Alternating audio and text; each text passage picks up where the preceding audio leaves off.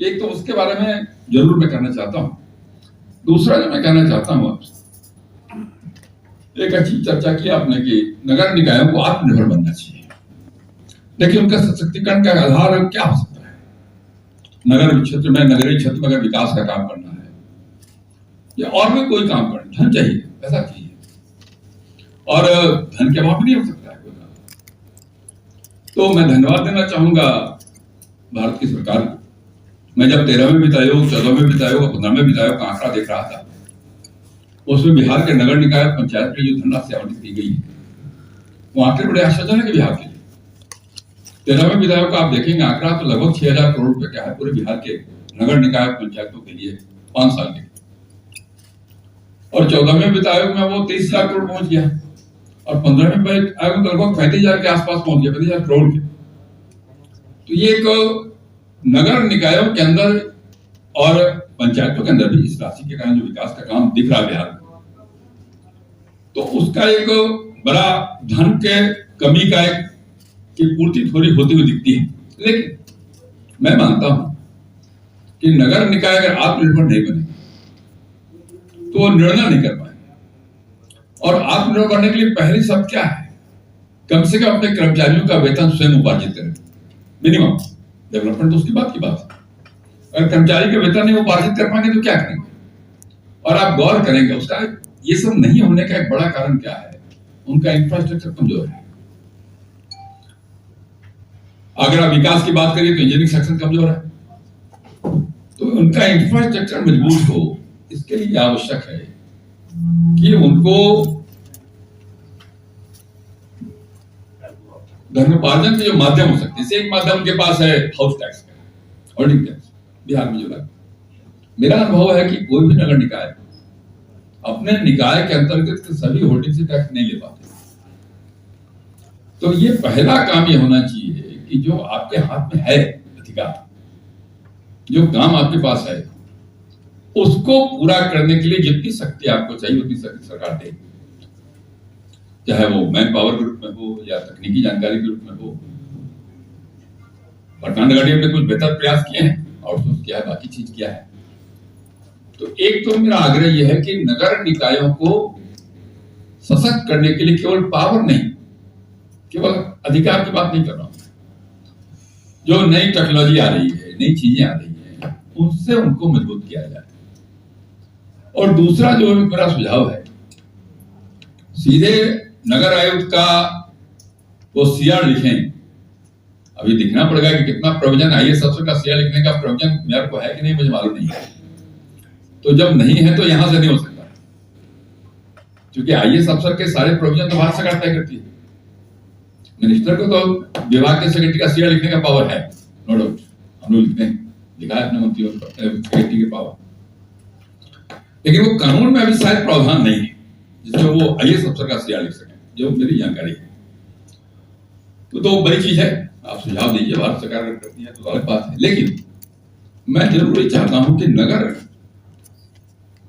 निकाय में आईएएस अफसर को छोड़ करके जो अधिकारी आते हैं उनके अपने नगर निकाय के अंदर ट्रांसफर पोस्टिंग का पावर नगर प्रमुख को होना चाहिए। मैं इससे पूरी तरह सहमत हूं। हो क्या रहा है, माननीय नगर विकास मंत्री जी हैं पटना नगर निगम में, उन्होंने हमारे यहाँ सर्किल है, 5, 6, 7 सर्किल है, तो सर्किल अफसर का या एग्जीक्यूटिव अफसर का अपॉइंटमेंट करना है तो सीधे यही भेज देते हैं कि साहब ये पाटलिपुत्रांचल का एग्जीक्यूटिव अफसर हो गए, ये पटना सिटी सर्किल का एग्जीक्यूटिव अफसर हो गए। इसके बजाय जरूर नगर विकास मंत्री जी विचार करें कि आप पटना नगर निगम को अगर 6 अफसर की आवश्यकता है, 6 व्यक्ति आप दे दीजिए, और मेयर और नगर आयुक्त मिल करके उनकी पोस्टिंग तरीके से करना और सर्किल में ट्रांसफर कर सकें। ये थोड़ा पावर दीजिएगा। आप एक काम किया, मैं धन्यवाद देता हूं आपको, प्रयोग यहां हो भी रहे हैं। जैसे इन्होंने सिटी मैनेजर का पद क्रिएट किया, तो वो कहां होगा, उसके ट्रांसफर का अधिकार मेरे को है, वहां है। वही अधिकार अगर सर्किल के एग्जीक्यूटिव अफसर के बारे में भी हो जाए, बाकी के लोगों के बारे में हो जाए, तो थोड़ा उससे मजबूती मिलेगी। आईएएस वाला तो बाद में होगा। दूसरा जो मैं कह रहा था, ये जो प्लानिंग है, नगर निकायों में एक बड़ी समस्या है प्लानिंग की। पूरे शहर के विकास की कोई समेकित योजना नहीं। होता क्या है कि हम चुन के आते हैं अपने वार्डों से, हमारी प्राथमिकता होती है हमारे वार्ड के अंदर विकास का काम कैसे, हमारी प्राथमिकता होती है कि हमारे वार्ड में अधिक से अधिक पैसा आए, और उसके कारण से जो अविकसित इलाके रहते हैं उनकी बड़ी उपेक्षा होती है। मैं पटना की केवल बात नहीं कर रहा हूं, अभी तो जो मैंने पटना में, बिहार में जो नए नगर निकाय बने, वास्तव में जो मानक था कि कितने में नगर निगम बनेगा, कितने में नगर परिषद बनेगा, उस मानक पे हम बना ही नहीं पाते थे। तो हमने थोड़ा संशोधन किया अपने कानून में, और ग्रामीण इलाके को उसमें जोड़ करके आबादी के मानक को पूरा किया। तो स्वाभाविक रूप से वो ग्रामीण इलाके तो अविकसित हैं, वहां इंफ्रास्ट्रक्चर नहीं है ना, वहां सड़कें तो हम लोगों ने बनाई है गांव गांव के अंदर, तो थोड़ी हो सकती है, लेकिन बहुत सारी चीजें नहीं है। तो ये जो समेकित योजना है, समेकित योजना बनाने के लिए, पूरे शहर की प्लानिंग बनाने के लिए, इंफ्रास्ट्रक्चर डेवलप करने के लिए प्रयास करना चाहिए नगर विकास विभाग को कि सभी नगर निकायों में उस प्रकार के लोग आ जाए ताकि वो उसकी समेकित योजना बना सके। सरकार ने, बिहार सरकार ने कई निर्णय किए। मान लो निर्णय उन्होंने क्या कि साहब हर कच्चे गली नली को पक्का बनाएंगे, हर घर में नल का जल पहुंचाएंगे, हर घर में बिजली पहुंचाएंगे। तो ये काम हम लोगों ने नीचे दिया, नगर निकायों को दिया कि साहब आप शहर के अंदर की जो गलियां हैं कच्ची उनको पक्की करो, इसलिए पैसा दिया, फंड दिया। लेकिन वो फंड का बंटवारा कर लिया बराबर बराबर अपने वार्डों में। तो जिन इलाकों में कच्चे गली नली नहीं थे वहां भी 1 करोड़ दिया, और जहां थे अधिक वहां भी 1 करोड़ दिया। तो ये समेकित योजना के अभाव के कारण इस प्रकार की पैदा होती है। तो हमेशा नगर निकाय के चुनाव के बाद पूरे शहर की एक समेकित योजना बने, और इसका सबसे बड़ा खामियाजा पटना भुगतता है। पटना का विकास किसी प्लानिंग के तहत हुआ ही नहीं, क्षमा करिए। राजेंद्र नगर बन गया बिना किसी योजना के, कंकरबाग बन गया, पाटलिपुत्रा कॉलोनी बन गया, सब बन गया लो लैंड पे। अब रोज हम जल जमाव की समस्या झेलते रहते हैं। तो प्लानिंग का अभाव। वैसे अभी महानगर पालिका के रूप में विकसित करने के लिए पटना पे प्लानिंग की बात है, लेकिन ये जो दूसरा जो मैं कह रहा था आपसे,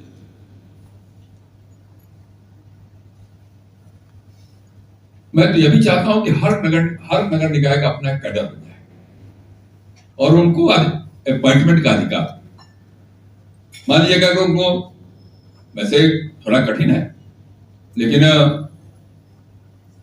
3rd ग्रेड और 4th ग्रेड के कर्मचारियों के चयन का अधिकार तो हो ही सकता है, इसमें तो कहीं दोमत हो ही नहीं सकता। लेकिन अगर बीपीएससी की परीक्षाओं से लेकर ले रहा है तो वो नहीं कर पाएंगे क्योंकि वो संभव नहीं होगा, लेकिन नगर विकास विभाग करेगा।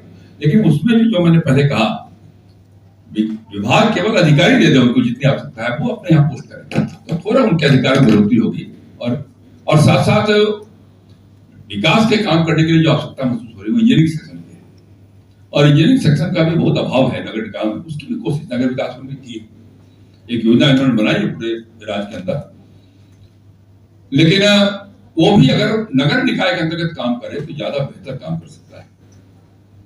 बाकी एक तो मैं जरूर आग्रह करूंगा, मैंने नगर विकास मंत्री बैठे हैं, नगर निकायों को आदेश दी वो दूसरे नगर निकाय केवल नकल न करे। बहुत नगर निकाय में बहुत अच्छा काम हो रहा है, लोग जाते हैं पूना देखने के लिए, जाते हैं इंदौर देखने के लिए, कहां जाते हैं, देखने जाना चाहिए। लेकिन हमारी क्या आवश्यकता है, हम जिस नगर निकाय में रह रहे हैं उस नगर निकाय को किस प्रकार के स्वास्थ्य सुरक्षा या सफाई व्यवस्था के इक्विपमेंट की आवश्यकता है, इसका विचार जरूर करें। जो पुणे में आवश्यक होगा वो जरूरी नहीं है कि मुजफ्फरपुर में भी आवश्यक हो। इसका विचार अगर नहीं करेंगे आप तो अनावश्यक मशीनें खरीदी जाएगी, इक्विपमेंट खरीदे जाएंगे, और कुछ दिन के बाद उसका उपयोग नहीं होगा, सरकार का पैसा, आपका गरीब जनता का पैसा गवा भी जाएगा। इसका विचार जरूर करना। बाकी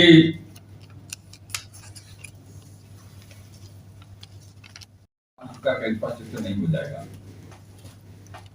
और आप जब तक वो रास्ता नहीं बताएंगे कि हाँ साहब वो बाकी जो 6 बचे हुए हैं वो क्यों नहीं दिए बाकी सरकारों ने, तब तक तो ये कठिन लगता है। लेकिन मैं एक अच्छी बात भी है, देखिए यहाँ पटना नगर निगम में जो सशक्त स्थायी समिति उसके चयन का अधिकार तो महापौर को ही है यहाँ, और वार्ड समितियां भी हैं कागज में। वार्ड समितियां वास्तव में जमीन पे काम नहीं कर रही। यहाँ की जो नगर निकाय की संरचना का जो नियम बना है उसमें इसका प्रोविजन है, लेकिन वार्ड समितियां सशक्त बने इसके लिए प्रयास करना पड़ेगा। और वो तो काउंसिलर ही नहीं चाहता है कि बने, क्योंकि काउंसिलर को लगता है कि उसके पावर में कटौती हो रही है। ये जो झगड़ा पावर का है उसमें कर्तव्य को कैसे बढ़ाया जाए इसका विचार करने की आवश्यकता है। एक बात से मैं सहमत हूं, मैं बड़ा दुखी था जब मैंने देखा कि साहब स्मार्ट सिटी का जो प्रोविजन आया उसमें नगर निकाय कोई भूमिका नहीं है, उसकी अथॉरिटी अलग बन गई। और नगर के जनप्रतिनिधि जितने थे, चाहे वो विधायक हो, सांसद हो या महापौर हो, वो केवल सुझाव देने वाली समिति के मेंबर बन गए। कई प्रकार की विसंगति नगर निकाय झेलता है जब सरकार की विभिन्न एजेंसियां उसके क्षेत्र में काम करती है। कौन पहले काम करे, कौन बाद में काम करे, पता नहीं होने के कारण एक ही सड़कें बार बार खोदी जाती है। तो कहीं न कहीं किसी भी नगर निकाय में जो काम होने हैं सरकार के द्वारा भी होने या किसी एजेंसी के द्वारा होने, तो उसका नगर निकाय के साथ उसका समन्वय आवश्यक है। अगर वो नहीं होगा तो विकास की धारा माने पैसे बर्बाद होंगे और एक ही सड़क बार बार खोदी जाएगी।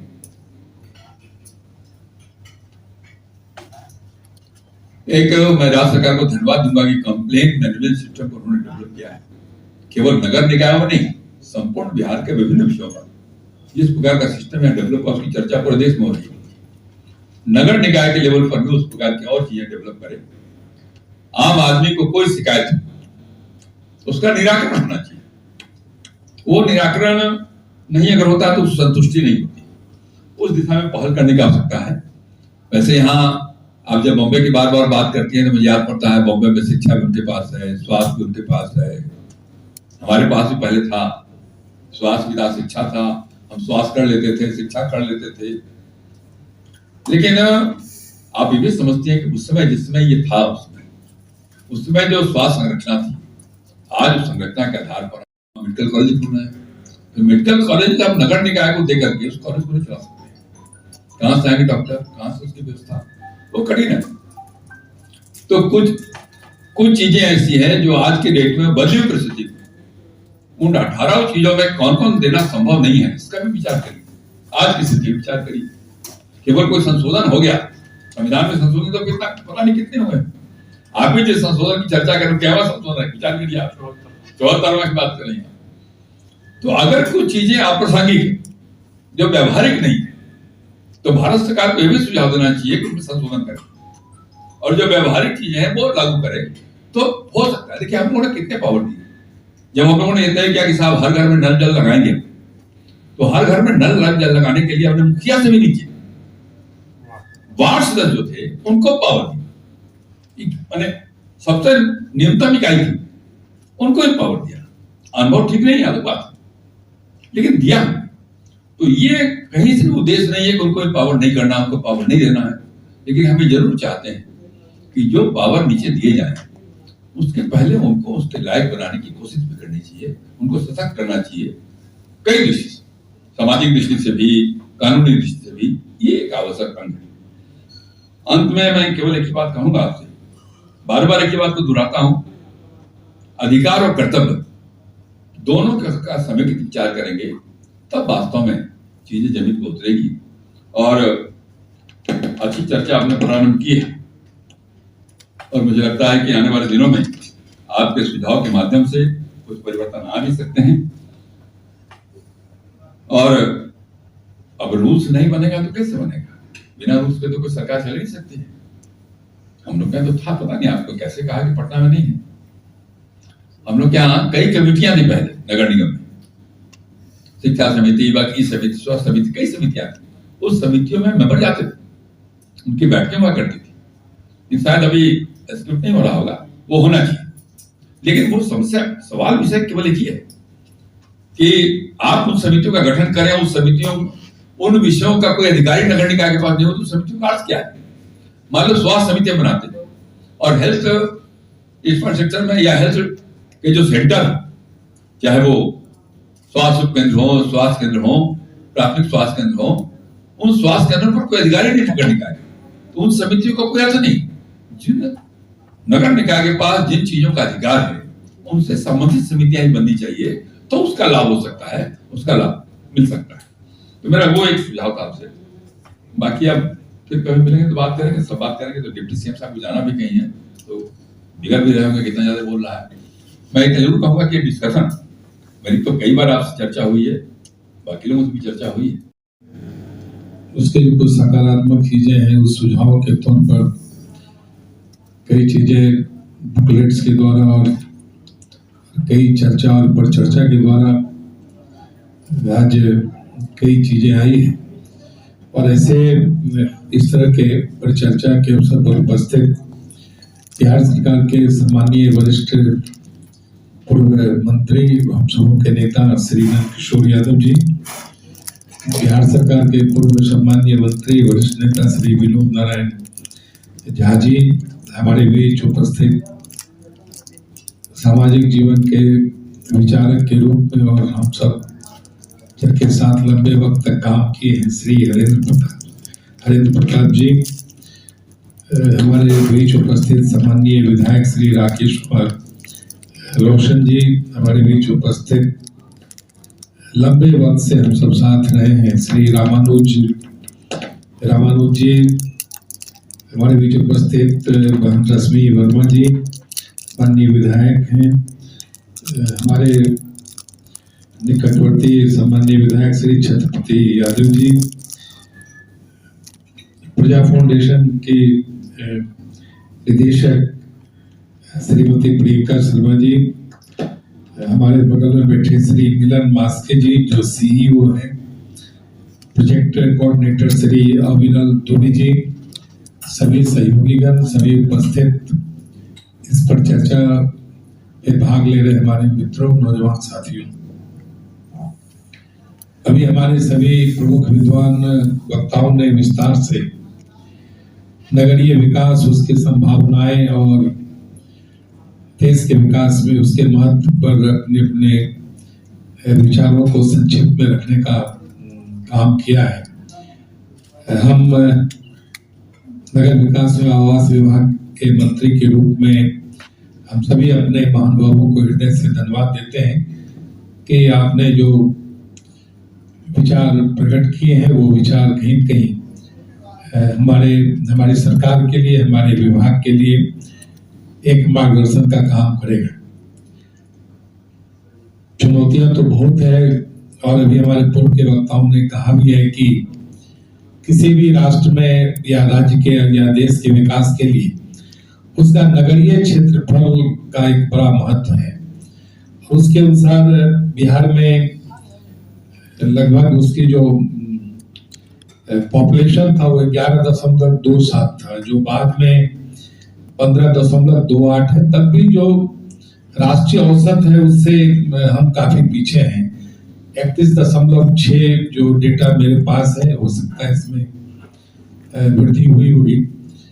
तो अभी भी लगता है कि हमें एक लंबा सफर तय करना है और हमारा प्रयास रहा। जब नगर विकास एवं आवास विभाग का दायित्व मेरे पास मिला तो मैंने प्रारंभिक तौर पर इसको महसूस किया कि अभी 142 हमारे त्रिस्तरीय स्थानीय नगर निकाय है, जिसको हमने 258 तक पहुंचाने का काम किया है। जो आबादी का मानक है उसके अनुरूप अलग अलग स्तरों पर नगर पंचायत, नगर परिषद एवं नगर निगम की स्थापना हमने की है और हमारा प्रयास रहा कि हम उस पर कैसे नियंत्रित करें।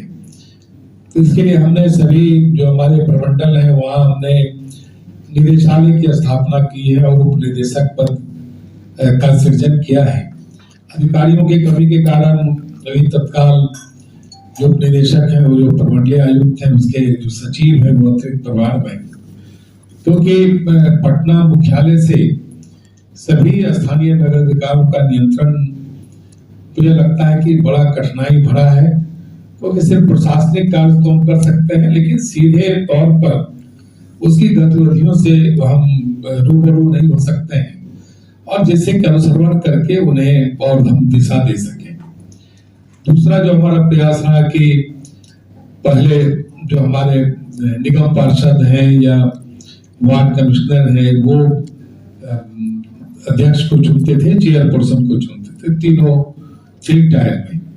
तो उसको मैंने सीधे चुनाव की प्रक्रिया से जोड़ा है। और क्यों जोड़ा है, ये सभी लोग समझते हैं कि जिस प्रकार से इस चुनाव में जो अनियमितताएं होती थी और जिस प्रकार से चुनाव होता था, लेकिन उसका प्रभाव पूरे 5 वर्ष वो उस स्थानीय नगर निकाय के पूरे सिस्टम पर पड़ता था। कहीं न कहीं उसको बहुत खुलकर मैं नहीं कह पाऊंगा, लेकिन उसका बहुत नकारात्मक प्रभाव पूरे व्यवस्था पर पड़ता था। वो उसे रोकना बहुत जरूरी था। इसके लिए मुझे यह कदम उठाना पड़ा। और यह बात सही है कि अगर दलीय आधार पर चुनाव होते हैं तो वो नियंत्रण में काफी उसका प्रभावी होगा, क्योंकि कहीं न कहीं वो जो डेमोक्रेटिक सिस्टम है हमारे देश में, तो उस दृष्टि से देखें तो माननीय किशोर जी ने एकदम सही बात को कहा। और इसके बाद फिर हमारा प्रयास रहा कि हम कैसे इंजीनियरिंग सेल को मजबूत करें, जिसकी चर्चा हमारे विद्वान वक्ताओं ने की है। क्योंकि हमारे पास कोई इंजीनियरिंग सेल नहीं था, तो हमने नगर प्रमंडल की स्थापना की और नगर कार्य प्रमंडल की स्थापना की और प्रत्येक जिला में की। उसके जो कार्यपालक अभियंता होंगे उस जिले के जितने भी हमारे 3 टायर लोकल अर्बन बॉडी हैं उसके वो एक्जीक्यूटिव इंजीनियर होंगे और उनको अलग से हमने शक्ति दी। उनका जो डिवीजन है उसको स्ट्रेंथ किया और उसकी प्रक्रिया भी लगातार जारी है। और इसके पहले मेरे प्रभाग लेने के पहले जो बुडको है, जो कार्य एजेंसी है नगर विकास विभाग का, उसका अपना कोई इंजीनियरिंग सेल नहीं था। बुडको के इंजीनियर की चर्चा होती है, लेकिन इनफैक्ट वो बुडको के पास कोई इंजीनियरिंग सेल नहीं था, जिससे कि उसके जो एमडी हैं वो प्रभावी तरीके से किसी भी प्रोजेक्ट का एक्सक्यूशन वो नहीं कर पाते थे। तो इंजीनियरिंग सेल के लिए अभी कैबिनेट नोट बन रहा है, वो हम आएगा, फिर कैबिनेट उस पर विचार करके फिर उसको देखेगी। क्योंकि बिना इंजीनियरिंग सेल के फिर हम इस तरह के कार्यों को अंजाम नहीं दे सकते हैं। दूसरा भी एक कमी हमने महसूस किया कि अपना कोई इंजीनियरिंग कैडर नहीं है, तो उस कैडर के लिए भी हम सचेष्ट हैं कि नगर विकास का अपना कैडर हो, या तो वो सिंचाई से आता है या पीएचडी से आता है या फिर आरसीडी से, मोटे तौर पर आरसीडी से आता है, लेकिन उसके कारण भी कठिनाई होती है। वो भी देख लेते हैं कि कौन अच्छा है उसको अपने पास रखें, जिसके पीछे थक गए हैं तो उसको चलो नगर विकास को दे दो। अब फिर हम लगातार जब तक वो सेवानिवृत्त नहीं होता है हम थकते रहते हैं, फिर वो परिणाम नहीं दे पाते जो परिणाम की अपेक्षा नागरिकों की होती है। तो ये एक बड़ा गैप था, वो उसका भी हमें भान है। और इसके साथ साथ आपने कहा है कि जो 3rd और 4th ग्रेड के जो है उनको चयन करने का अधिकार होना चाहिए, लेकिन माननीय उच्च न्यायालय ने ग्रुप घ के लिए आउटसोर्सिंग के लिए स्पष्ट तौर पर उनका निर्देश है, उसका पालन करना पड़ता है। ग्रुप घ के में जो परिस्थितियां थी वही बता देते हैं कि ग्रुप घ में लगातार एक ही जगह रहते वो इतने ये हो गए थे कि उनसे बहुत काम लेना संभव नहीं होता था, क्योंकि थोड़ा स्थानांतरण वगैरह होने से उनको भी लगता है कि नहीं कई जगह जाएंगे, उनको लगता है कि मुझे तो अब कोई भेज ही नहीं सकता, हमको तो यही रहना है। उसके कारण भी समस्या है, उस समस्या को देख रहे हैं, उसका भी कुछ न कुछ जो बेहतर होगा करेंगे। और सभी वक्ताओं ने ठीक ही कहा कि देखिए ये स्वशासन है और इसमें इस तरह के स्वायत्त साथी जो संस्था है, जो बॉडी है, उसमें ऑटोनोमस बॉडी है, इसमें नागरिकों की सहभागिता सबसे आवश्यक है। नगरीय विकास में नागरिकों का सचेत होना, नागरिकों में जागृति आना, ये इतना आवश्यक है कि जब उनके बिना सहयोग के इस तरह की संस्थाएं अपने अंजाम तक पहुंच ही नहीं सकती। तो ये आवश्यक है, उसके लिए उनकी भूमिकाएं। और एक चीज जो हमने देखा कि बहुत बड़ा बड़ा काम करके हम बहुत बड़ा नहीं करा सकते, जो छोटी छोटी चीजें हैं। मैं धन्यवाद दूंगा माननीय यशस्वी प्रधानमंत्री जी का, उन्होंने एक कागज का टुकड़ा उठाकर अपने पॉकेट में रखा, वो पूरे देश के लिए नजीर बन गया। और वो कहना क्या चाहते थे, सिर्फ कागज के एक टुकड़ा को उठाकर पॉकेट में रख के उन्होंने बहुत सारी चीजें बिन अंत का ही कह दी। और वो स्वच्छता अभियान जो शुरू में हम सबको भी लगता था कि प्रधानमंत्री जी इसके द्वारा क्या कहना चाहते हैं, लेकिन अब जब एक लंबा सफर हम भी तय किए तो वास्तव में लगता है कि नहीं, प्रधानमंत्री जी ने जो संदेश दिया स्वच्छता का और स्वयं से शुरू करना, सबसे बड़ी बात है कि जो यह मिशन है, वो जो अभियान है उसको स्वयं से शुरू करना, तो वो एक कहीं कहीं पूरे देश के लिए नजीर बना और उस पर हम सब काम कर रहे हैं। और वास्तव में जो सैनिटेशन है और कई चीजें हैं, और हम लोग का सौभाग्य है कि भारत में शहरों को कहीं वो छू रही है। और गंगा की शुद्धता, उसके लिए गंगा नमामि गंगे परियोजना के द्वारा जो कई कार्यक्रम है, उस कार्यक्रम के नाते जो हम लोग को सिविल कंस्ट्रक्शन करना है या जो गंगा को की अविरलता को बरकरार रखने के लिए जो कई सिस्टम को खड़ा करना है, उसके कारण भी मुझे लगता है कि शहरी विकास में उसका एक बड़ा असर हुआ है और वो सीधे सीधे दिखने लगा है। खास करके जो सबों का दाह संस्कार है, जो सनातन पद्धति से, उसमें लगातार हम सबों ने निर्णय लिया कि जिला मुख्यालय एवं बड़ी जो नदी है उसके वो जो उनका किनारा है, वहां हम सब सौदा के लिए विद्युत चालित सौदागिरी और लकड़ी आधारित सौदागिरी का अधिष्ठापन करें, तो उसको हम सबों ने किया है और लगभग 39 स्थानों पर हम सबों ने उसकी निविदा भी की है। उसी तरह से शहर में जो जनजमाव की स्थिति, अभी माननीय नंद किशोर जी ने ठीक ही कहा कि लोग बेतरतीब बसते चले गए और उसका दुष्परिणाम आज धीरे धीरे दिखने लगा है। तो उसके लिए हमने 20 शहरों में आयोजना प्राधिकार का गठन किया है, तो उसको और अभी पावर करना है। अधिकारियों के कमी के कारण कुछ भी ये परेशानियां हो रही है, तो उसको भी हम शीघ्र जल्द करने वाले हैं और लगातार हम लगे हुए हैं। हमको लगता है कि उसका भी अच्छा परिणाम बहुत जल्द आएगा, क्योंकि बिना जब तक कि हम एक सिस्टम के तहत अगर नगर का विस्तार नहीं करेंगे, तब तक एक बड़ी खराब स्थिति धीरे धीरे आने वाले दिनों में उससे जूझना होगा। ये एक कठिनाई है। तो इसलिए मैंने अभी हाल में कहा, स्ट्रॉन्ग वाटर ड्रेनेज सिस्टम लगभग 9 स्थान पर चल रहे हैं। 9 का अभी हमने स्वीकृति देने जा रहे हैं। तो वहां भी हमने कहा है कि पहले इसको 3 फेज में करिए। फर्स्ट फेज में जो लोअर लैंड है उसको करिए, उससे थोड़ा अप है उसको करिए, फिर बहुत जो अपर है वो अंत में भी करेंगे, क्योंकि एक नगर में स्ट्रॉन्ग वाटर ड्रेनेज सिस्टम को लागू करने में 2 से 3 अरब रुपया की राशि आ रही, जो एक बड़ी चुनौती है। धीरे धीरे इन चीजों को करेंगे, लेकिन अभी जो हमारे पास संसाधन है, खास करके कोविड के कारण जो परिस्थितियां बदली है, जो आर्थिक चक्र है, वो जो धीरे धीरे कहीं कहीं वो गैप हुआ है, जिसका रिस्टोरेशन हम सब कर रहे हैं, वो भी जाएगा। लेकिन वो बड़ी राशि के चलते पूरा प्रोजेक्ट वहां नहीं कर, इसलिए मैंने कहा कि 3 फेज में उसको करिए और फर्स्ट फेज को जो सबसे ज्यादा लो लैंड है उसको करिए। इस पर भी हम सब काम कर रहे हैं, लगता है उसका अच्छा परिणाम आ जाएगा। और 1-2 चीजें जो और काफी महत्वपूर्ण है, जिसके लिए हम सब अभी काम कर रहे हैं, कि हमारे जो अभी चर्चा हुई, बहुत अच्छा सुझाव आया राकेश जी का भी, हमारे अन्य सभी वक्ताओं का भी आया है कि जो वार्ड समिति है, जो वार्ड सभा है, वो एकदम साइलेंट मोड में है।